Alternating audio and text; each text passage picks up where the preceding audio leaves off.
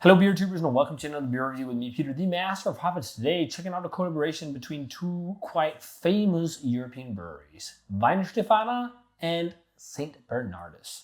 I got a bottle of this beer from Beer Dome, so thanks a ton to Beer Dome for the beer. And this is pretty cool to see something like this appear on Beer Dome as well, because they do a lot of course, modern stuff, but they've been getting quite a lot of awesome classic beer lately as well. So this is a bottle of the Weihenstephaner and St. Bernardus Braupakt Blonde Ale.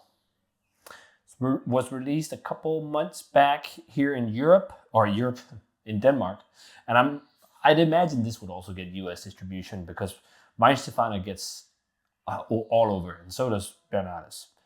So it's a 6.5% Belgian blonde ale, and it's a pretty cool collab. So I think one of the first collabs they did at Weihenstephaner was with Nevada, and they've done a couple since then when they've gotten together with breweries that they think are like-minded. So the idea behind this, you've got the monk from St. Bernardus on there and the monk from Weihenstephaner on there. They even also designed a glass for this collaboration. But the idea was to take like Belgian and a German brewing heritage and put it together in a product.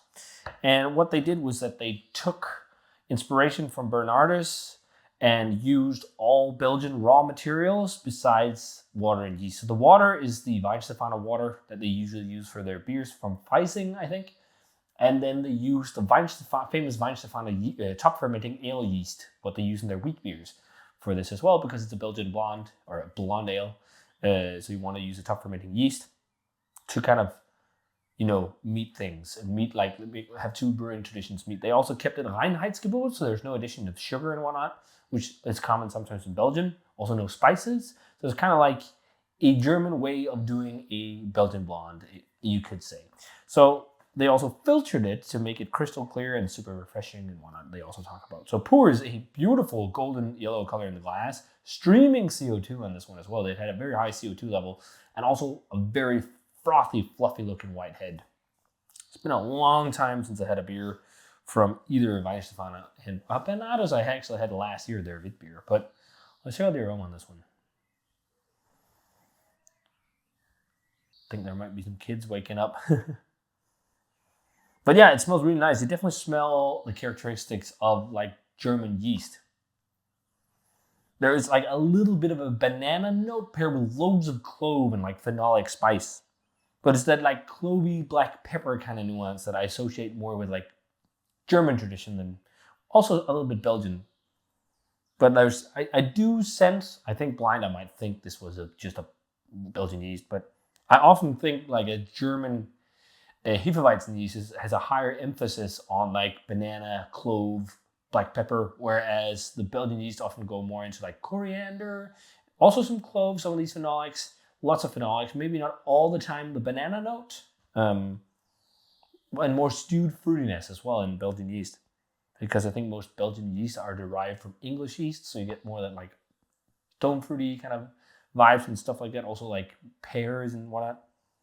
So there's something about that, something distinctly lager-like about it as well. It smells like this has been lagered for a while as well, because it's besides all the aromatics of phenols and esters, it has some cleanliness to it as well that you associate with lagers. Some grassiness. It smells pretty damn refreshing. Let's try it. Cheers, and thanks to Beer Dome for the beer.